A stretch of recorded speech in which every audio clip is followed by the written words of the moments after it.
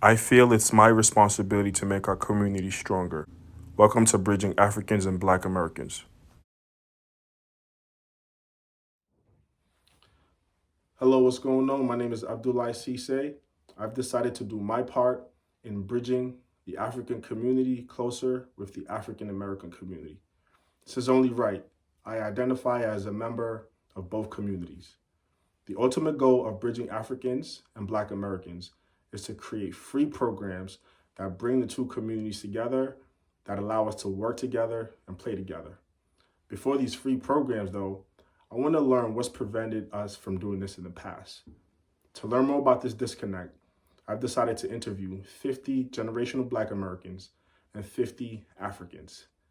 In these interviews, we'll talk about our differences, our commonalities, and what we can do in the future to bridge Africans and Black Americans together closer.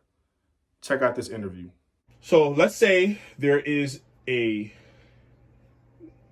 bad relationship between the immigrant African community and generational Black Americans. Let's just say that, because I can make a great argument that it's great also, right? But we're here to kind of just have the conversation. So let's say the relationship isn't that great, which could be false. What do you think has led to that? From my own personal experience, I think it's been a lack of education about the differences. So when in elementary school, we're taught for like 28 days, that's how long February is, about African American history.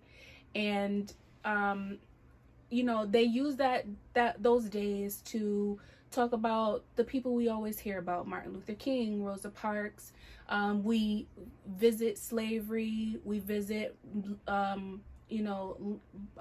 President Lincoln freeing the slaves and the Emancipation Proclamation, and that's the extent of what we learn about African history and African American history. It's very exclusionary, like this is your history, and our white counterparts don't have to really learn or recite much of it. And outside of that, all we are left with, unless you know someone personally, was the visuals we see on TV. So I remember being a kid, and every night, like clockwork, the only visual of Africa we see is the little hungry baby with the flies around, and he's hungry. You can see his ribs. That's the only thing that we've ever seen. And now, once you see that so many times, it's like, is that what it's really like? That's the only doorway that we have. So if you're constantly seeing those visuals in your mind, it starts to paint this picture that that's what it's like everywhere. So in my opinion, representation matters so much. And I think that is a huge reason why there has been a rift between the two communities, because we don't know each other. Yeah, I agree. It's so interesting.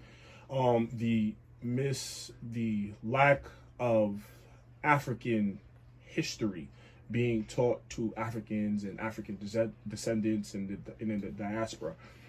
I'm an immigrant African, and only until very recently, the last 2-3 years, where I took it upon myself to learn a lot more. And mind you, it's right behind me, and I remember one time in history class in high school, my history teacher, Mr. Hamburg, I remember we were talking about Africa. What we were talking about, I'm not sure, but because I was probably the only African kid in the class, or one of a couple, he kind of diverted a question to me, a conversation, and I was like, I don't know, so.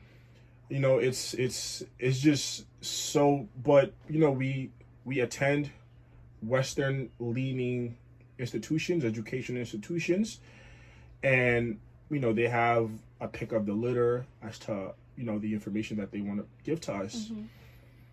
Can't teach everybody everything. So I wish things were different, but we have a whole life ahead of us, and I've taken upon myself to just learn it myself, you know?